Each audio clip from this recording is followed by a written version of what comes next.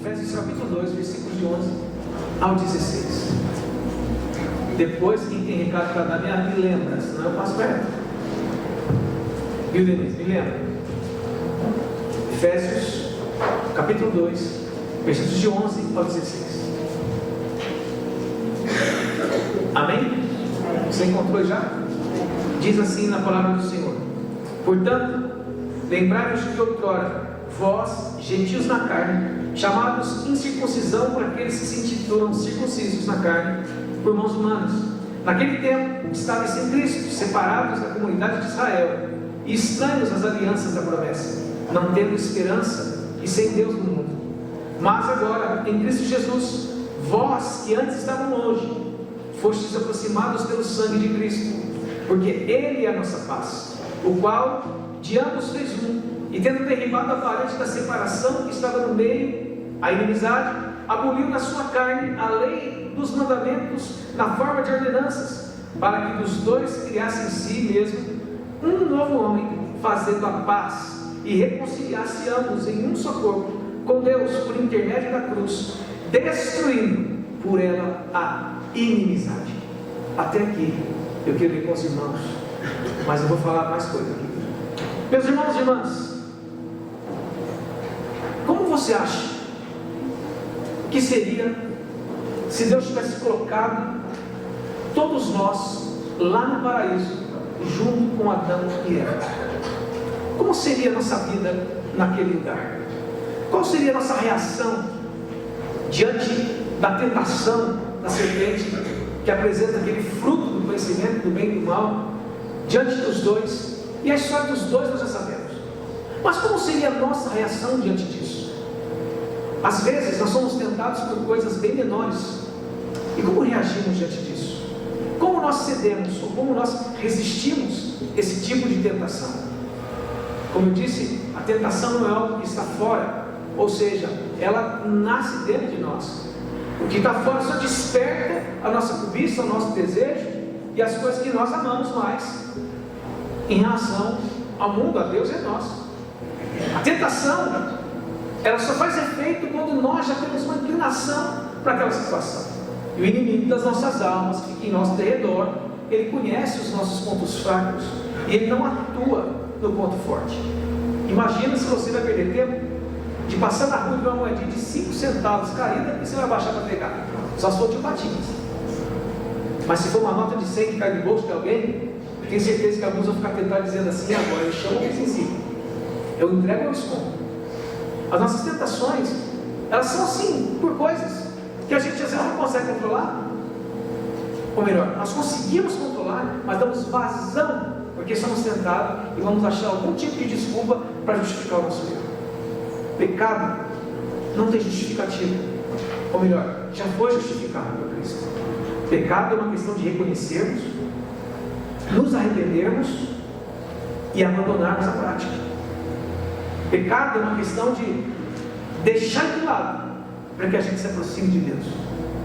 Com Adão e com a Eva no paraíso, no jardim do Éden, a serpente, sagaz, astuta, sábia, tem sabedoria também, que conhece o plano de Deus para nós, ela sabe. Satanás sabe o plano de Deus para nós. E o que ele tenta fazer é frustrar para a gente não viver esse plano de Deus. Tudo que ele tenta fazer é tirar a gente da presença de Deus, nos fazer descer dos lugares altos.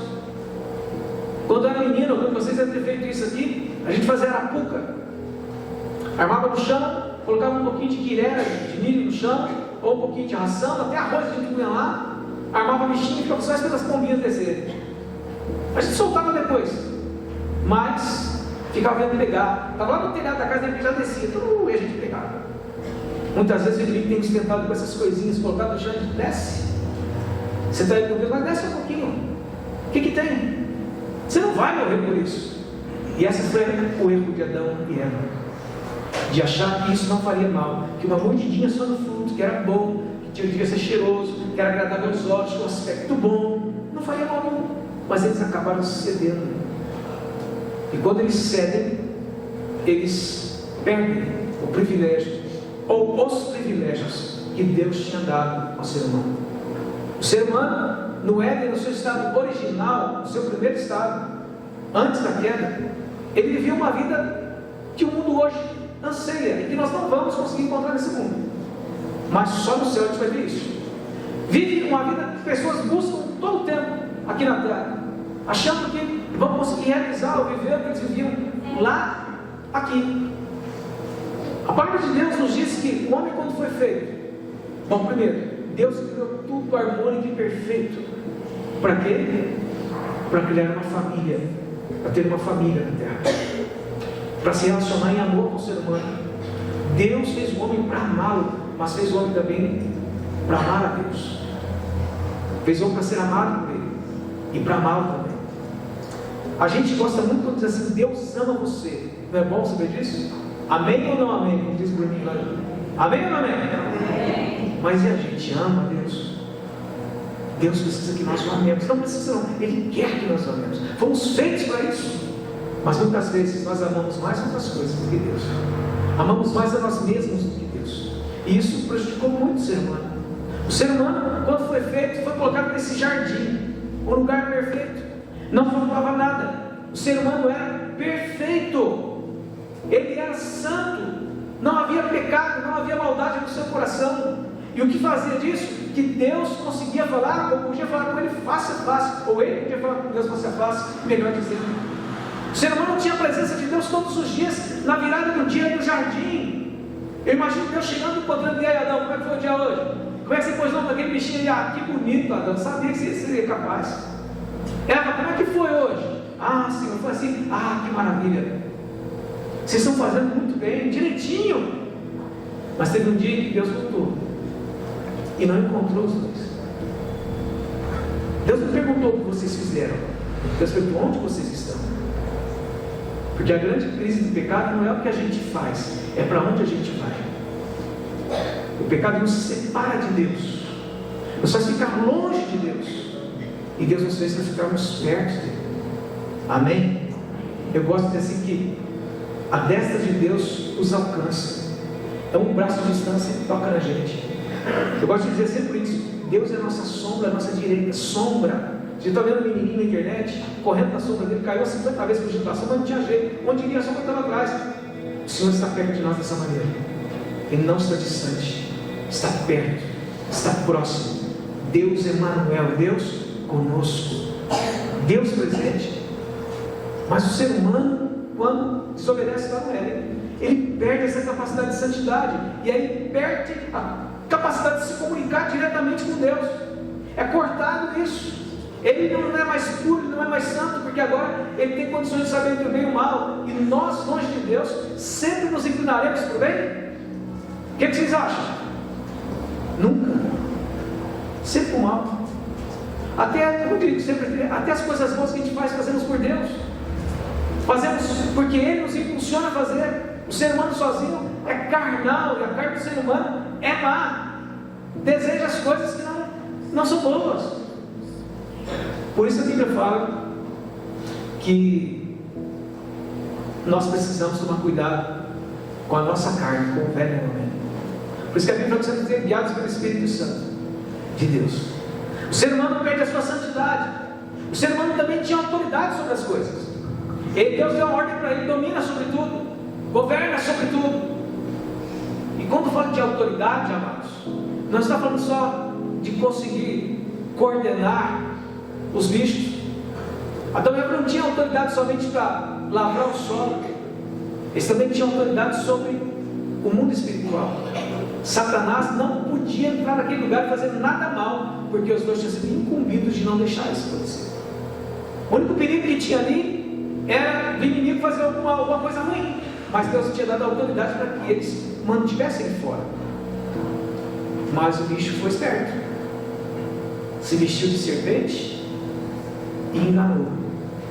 Às vezes caímos nas tentações e nos pecados, porque não vemos um chifre com o olho pegando fogo, nem com um pé de bode. O vemos com a aparência daquilo que desperta o nosso coração, o nosso desejo, e acabamos cedendo. Deixa eu te falar uma coisa muito importante. Ainda que seja o ser mais bonito que aparecer para você, ainda que seja a melhor vantagem que te ofereça, Se for contra o que Deus ensina, esquece. Não faça. Porque você vai estar trazendo sobre a sua vida uma legalidade do qual ele vai se aproveitar em algum momento. Feche as portas, feche as brechas, para que Deus possa ter essa autoridade sobre a tua vida. Porque onde Deus tem autoridade, o inimigo não tem. Amém? Onde Deus tem o controle, não tem jeito de entrar. Então mantenha a sua vida na presença de Deus. Ele perde essa autoridade. O ser humano perde essa capacidade de dominar, de reinar na terra. Diz um salmo, não lembro agora, que diz que a terra Deus deu aos homens, mas os céus pertencem a Deus. Amados, a terra foi dada ao homem como um presente, para que ele se desenvolvesse, para que ele virasse aquilo que Deus tinha planejado para ele. O ser humano não foi feito de improviso. O ser humano não foi feito sem propósito.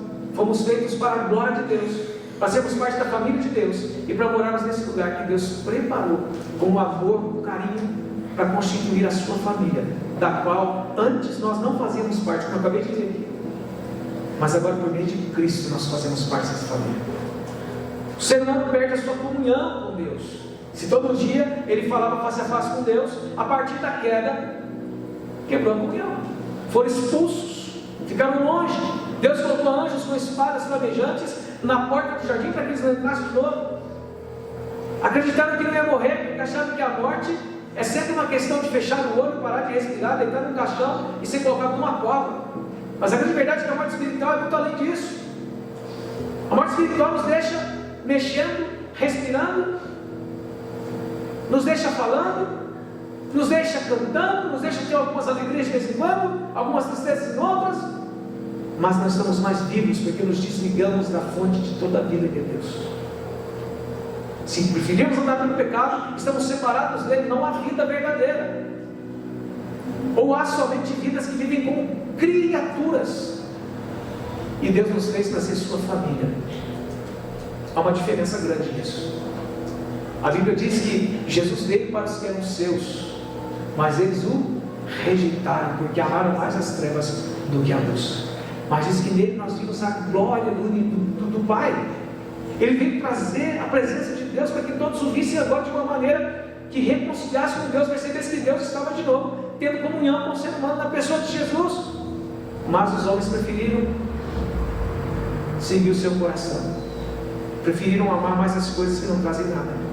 E o ser humano continuou ainda por um tempo sem conhecer a Deus, sem conhecer o Messias, só vendo nele um profeta, um milagreiro e um político talvez, que viesse dominar e reinar sobre Israel para vencer Roma.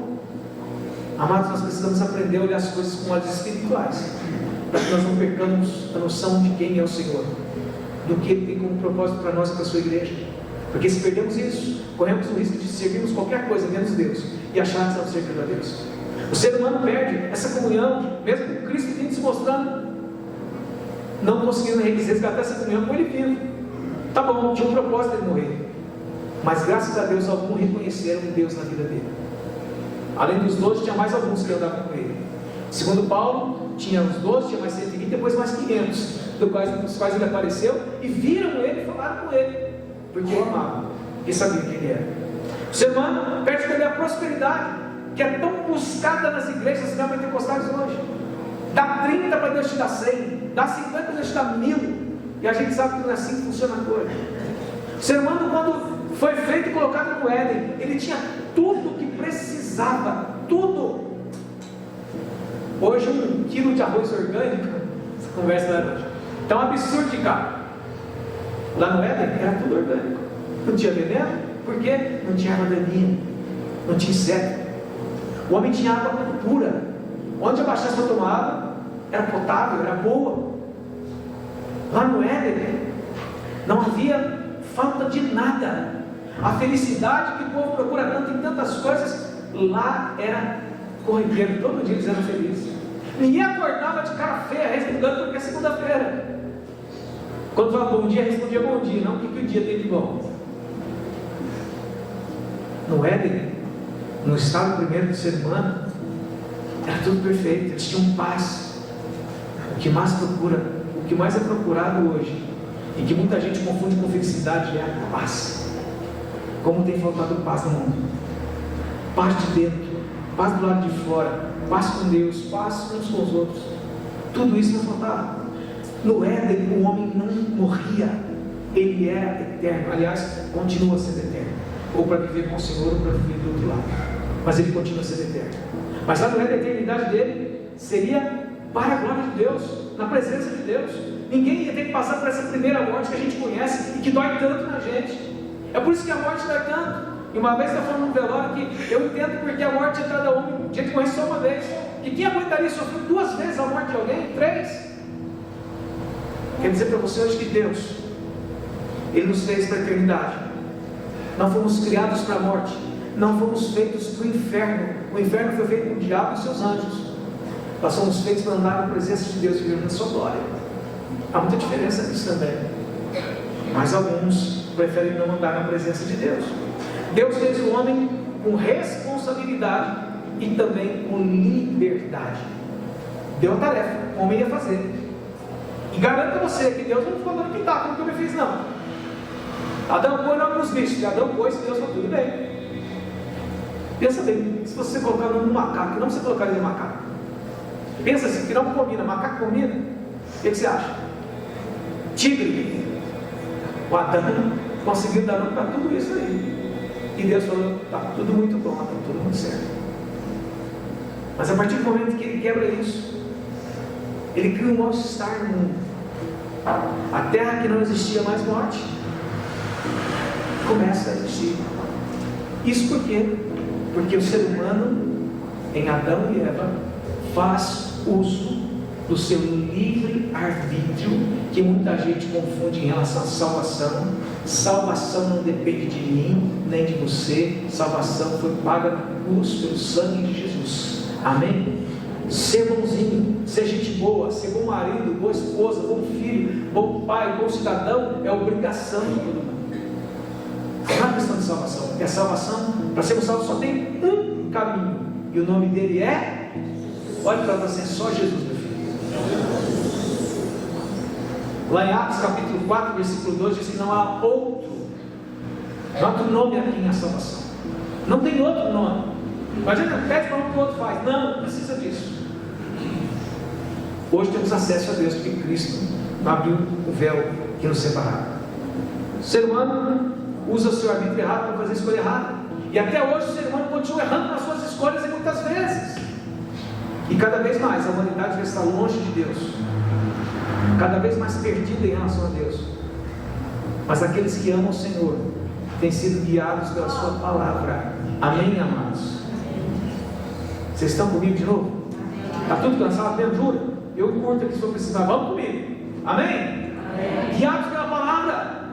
É preciso conhecer a palavra de Deus, amar a palavra de Deus, se fortalecer na palavra de Deus, se alimentar da palavra de Deus, fazer dela o nosso guia, o nosso manual. Porque sem isso, amados, nós vamos tentar servir a Deus do nosso jeito. Eu tenho dito aqui que nós não podemos servir a Deus do nosso jeito, do jeito dele, que ele já revelou para nós, que ele já mostrou para nós. Abel e Caim foram fazer lá um sacrifício, lembra disso?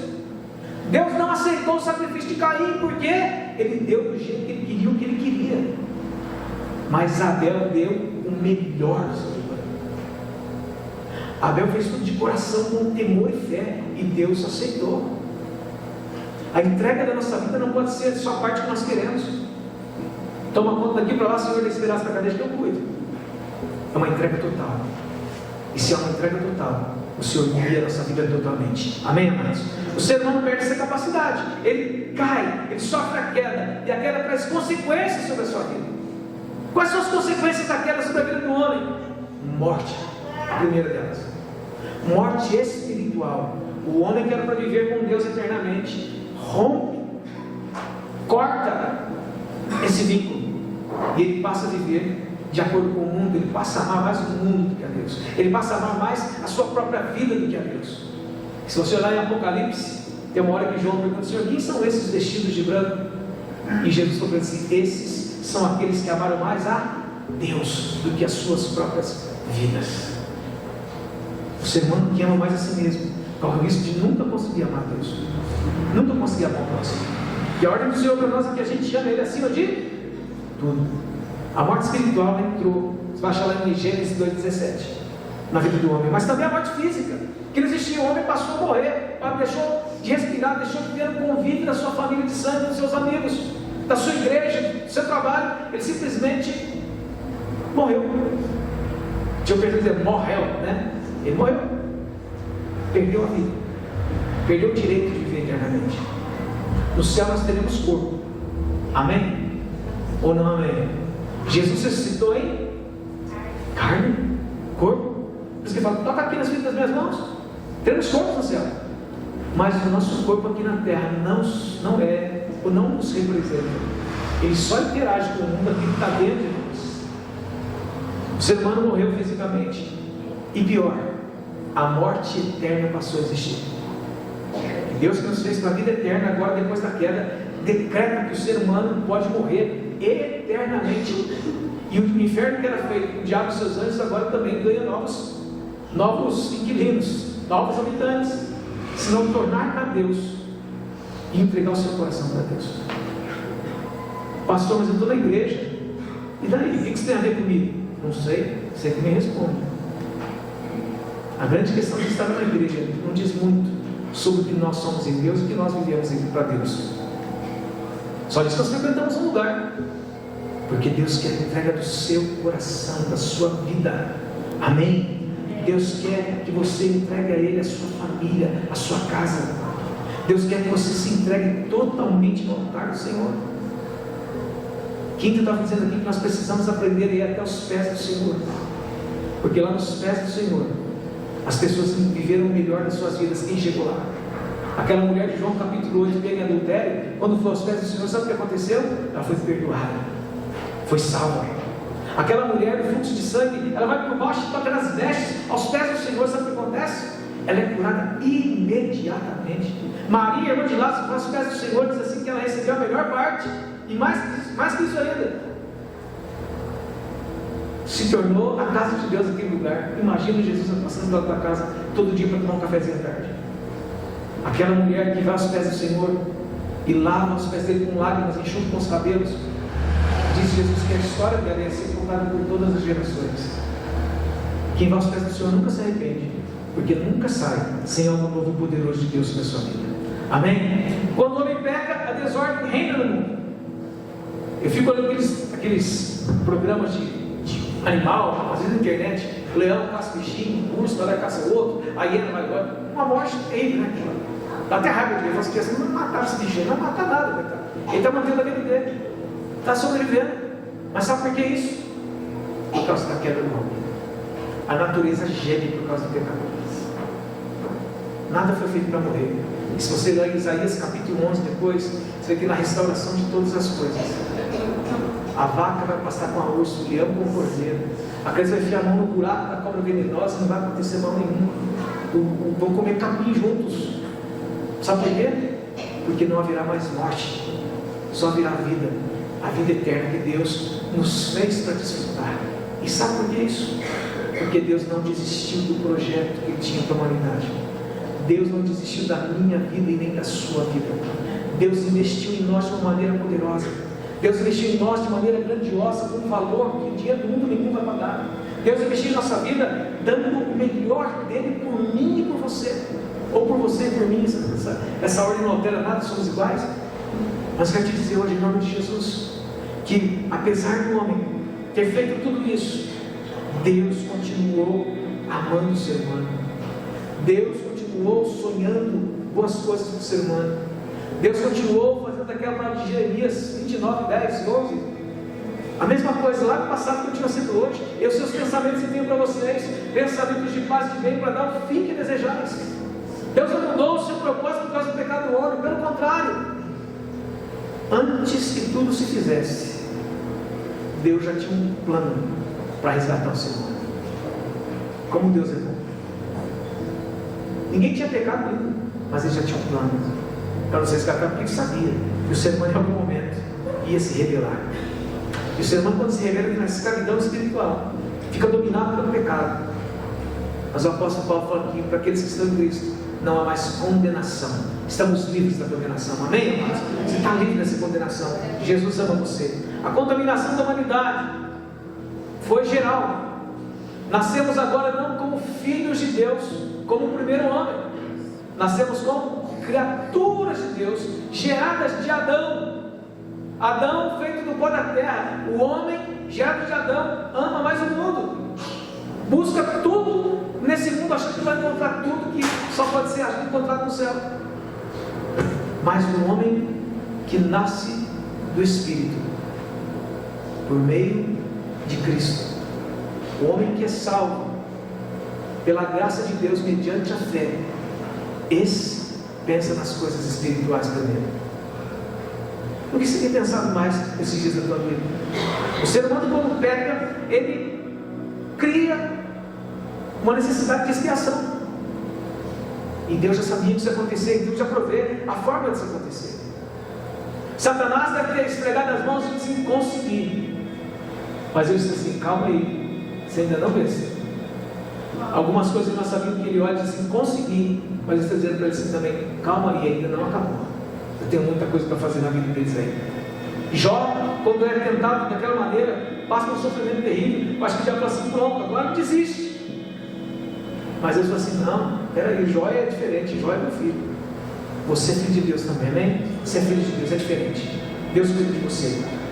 Deus preparou o que João, lá no capítulo 1, versículo 29, João diz assim: eis o Cordeiro de Deus, que tira o pecado do mundo. Foi de quem? De Jesus. Jesus veio para nos salvar.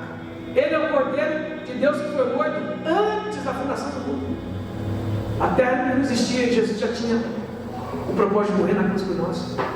Amados e amadas do Senhor, a dívida do pecado precisava ser paga. Todos os homens tornaram-se devedores em relação ao pecado. É por isso que em Romanos 3:23 diz assim: que todos pecaram e destituídos ficaram da glória de Deus. Perderam a glória de Deus. São só criaturas de Deus.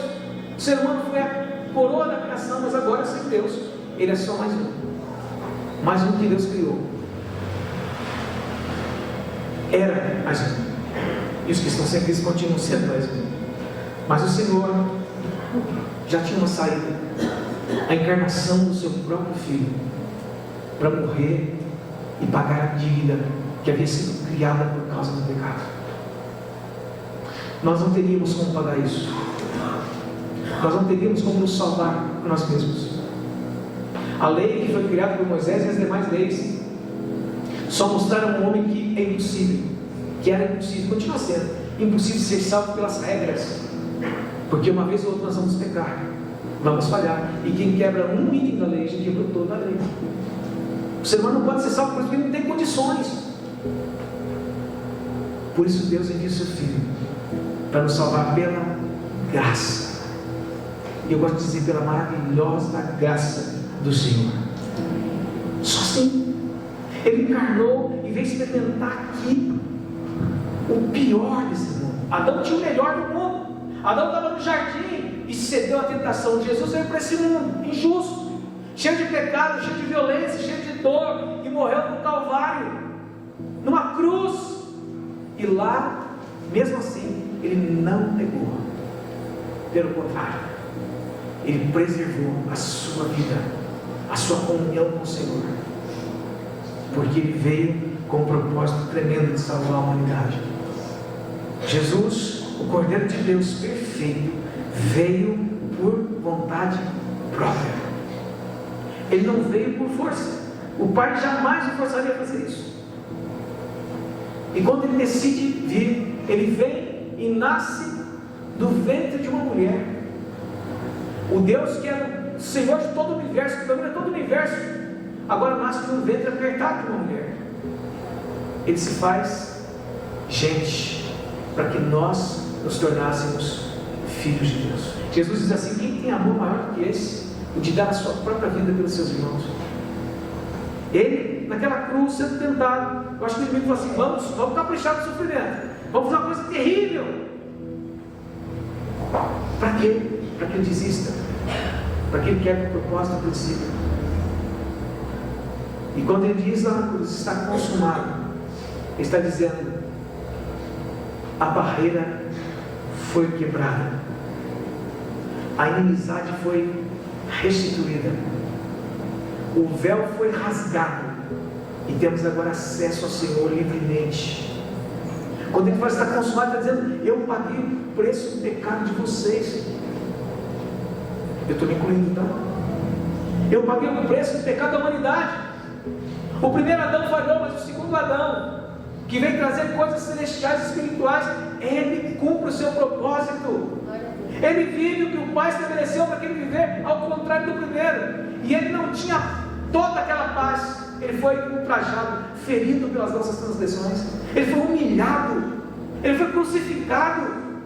Zombaram dele, dividiram as suas roupas, mas ele permaneceu ali, firme, sem negar, sem cair, sem desistir. Você já imaginou que Davi ter oferecido para Jesus para que ele desistisse? Ofereceu só o trono de Israel. Ele disse: não, eu ainda não vim, meu reino não é esse. Jesus naquela cruz paga o preço para nos dar uma nova vida.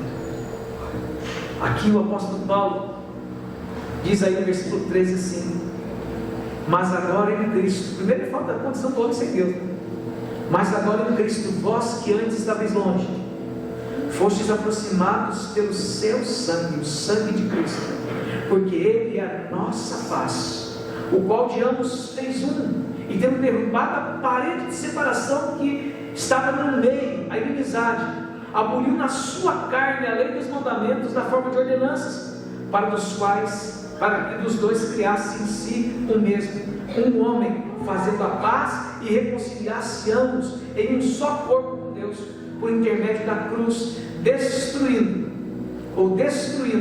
por ela a inimizade. Jesus naquela cruz veio desfazer as obras do pecado. Ele veio abrir uma nova porta que nos dá acesso ao Pai, que havia sido rompida, que havia sido fechada por causa do pecado do homem. Ele veio nos oferecer de novo a amizade com Deus. Ele veio trazer a paz entre nós e Deus. Ele derruba o muro de amizade que existia entre nós. Ele paga a nossa conta. Diz a Bíblia que ele crava na cruz a cédula de dívida e diz: está consumado. Talvez ele tenha tentado, não, mas não é bem assim, te traíram, mandaram te crucificar, ele disse: daí, eu estou assumindo a culpa deles. Quando Jesus naquela cruz assume o nosso lugar, Ele nos dá benefícios que nós não merecemos, mas que Ele continua ofertando a nós de graça por amor. Quais os efeitos da cruz em nossa vida? Paulo está dizendo aqui: paz, amizade com Deus, reconciliação, vida nova em Deus. Mas eu queria falar um pouquinho mais sobre isso com você, sobre os benefícios ou as coisas que a cruz de Cristo trouxe para nós por causa do sacrifício de Jesus em nosso favor. A primeira coisa que a gente precisa entender é que Deus nos deu o direito de nascermos de novo. Estávamos mortos no pecado, mas o Senhor nos regenerou. Sabe o que é isso? Ele fala assim: vive de novo, toma outra vida para você viver, mas agora vive para a glória de Deus. Irmãos, você foi salvo, amém? Amém. Você está salvo, amém? Amém. Se tiver dúvida, fala assim: será? Mas se você tem Cristo na sua vida, você está salvo, amém? Amém. Se tiver, está salvo. E se tiver dúvida, porque ainda não tem. Ai, pastor, por que eu não tenho? Não sei, a dúvida é tua. Mas se você tem dúvida, é bom começar a buscar, a entregar para a tua vida. Porque o que vai contar é quando chegarmos lá na presença dele do trono branco. Ah, queridos, aí nós vamos saber. Como está conversando muito, me lembrando do pastor Cláudio Duarte, né? Foi aqui de manhã, vou repetir, os irmãos também ouvindo, né? Vale só uma parte. Cláudio Duarte fala assim: que no céu vai ter 3 surpresas em relação à salvação. Primeiro diz assim: eu estou aqui. Eu estou aqui, gente.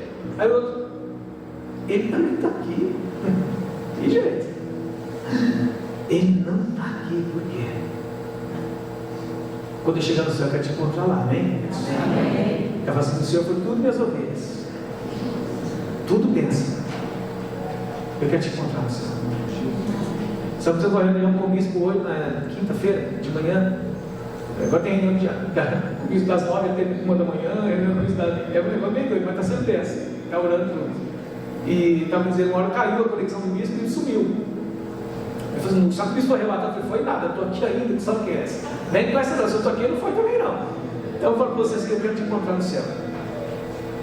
Mas é preciso que você entregue sua vida e eu entregue também a minha vida ao Senhor, totalmente, plenamente. Nós somos regenerados para vivermos na glória de Deus, oportunidade nova. Nós recebemos a adoção. Não éramos filhos, estávamos condenados à morte. Éramos inimigos de Deus. Diz a Bíblia que nós ainda éramos inimigos dele e ele veio nos salvar. Nós somos adotados e co-herdeiros com Cristo do reino celestial. Tínhamos perdido isso, mas pela graça do Senhor Jesus, nós agora somos filhos de Deus, fazemos parte da família de Deus. Por isso participamos da ceia, da mesa do Pai, do lugar de intimidade de família, do lugar onde nós nos reunimos para festejar. Queridos, que Deus não quer passar por isso e poder viver isso no Senhor. Nós somos adotados, Romanos 8,15, Gálatas 4,5, para mostrar isso para você. Eu não vou ler agora, porque está adiantando a hora. Nós somos justificados, isso tem falado sempre. Deus tomou a culpa que era nossa para Ele. Tudo que pesava sobre nós, Ele tomou para Ele. Isaías 53 vai falar muito claro sobre isso. Ele tirou a culpa de nós e escreveu lá na cruz, inocentes. Porque Ele se fez culpado por mim e por você. Alguém pagou essa dívida. E não requeriram nada de nós, a não ser que a gente o reconheça como Senhor das nossas vidas. Alcançamos a libertação. Antes éramos escravos de Satanás. O muro de pecado que nos separava não nos permitia chegar até ao Senhor livremente. Foi preciso matar bicho, ter sacerdote, um monte de coisa para chegar até Deus. Mas a partir do momento que Cristo entra em nossa vida e nos liberta de tudo isso, inclusive da lei, Ele nos diz: agora o véu foi rasgado, vocês têm acesso ao Pai. É só clamar que vai ouvir. É só buscar que você vai encontrar. Sem necessidade de ninguém estar intermediando por você. Porque nós temos um intermediador entre Deus e o homem. 1 Timóteo 2,15, que é Jesus. E o intercessor, que é o Espírito Santo. Romanos 8, 26, 27, 26 e 25. Nós somos libertos. Recebemos a redenção. Não tem mais conta que a gente tem que pagar. Não tem cobrador na porta da nossa vida, porque o Senhor já pagou por nós. E fomos reconciliados, enfim, com o Senhor. Ele trouxe paz entre nós e o Pai. O sangue de Jesus Cristo, é que fala no versículo 13 agora. Nós nos aproximou, nós que estávamos longe, fomos aproximados pelo sangue dele na presença de Deus. Ele nos trouxe a paz, porque Ele é a paz. Ele derrubou o muro de separação que estava no meio entre nós e Deus, entre nós e nós. Ele aboliu na sua carne a lei e os mandamentos na forma de ordenanças, para que criasse em si mesmo um novo homem, fazendo a paz e reconciliasse ambos em um só corpo com Deus, por intermédio da cruz, destruindo por ela a inimizade. A cruz de Cristo nos permite hoje dizer que somos filhos de Deus. Você não é mais órfão. Você tem um pai que ama você. Pastor, mas eu nunca tive pai. Eu não engano você, você sempre teve um pai que sempre se importou com você, que sempre te amou. Eu vim descobrir esse pai depois com 16 anos de idade, porque o meu tinha ido embora e eu achava que pai não era uma coisa boa, porque pai pega no pé, porque pai dá conselho, porque pai é a parte mais difícil de mexer. Mas eu aprendi que o meu pai, o nosso pai, ele é bom. Ele nos repreende para o nosso bem, mas ele cuida de nós com todo amor e com toda bondade. A cruz nos deu um pai, a cruz nos deu uma nova família, a cruz nos deu uma nova vida. Eu conheço igrejas que não gostam da cruz, e de fato a cruz foi um instrumento de maldição, mas em Cristo ela se torna um instrumento de a reconciliação, de vitória e de vida do Senhor.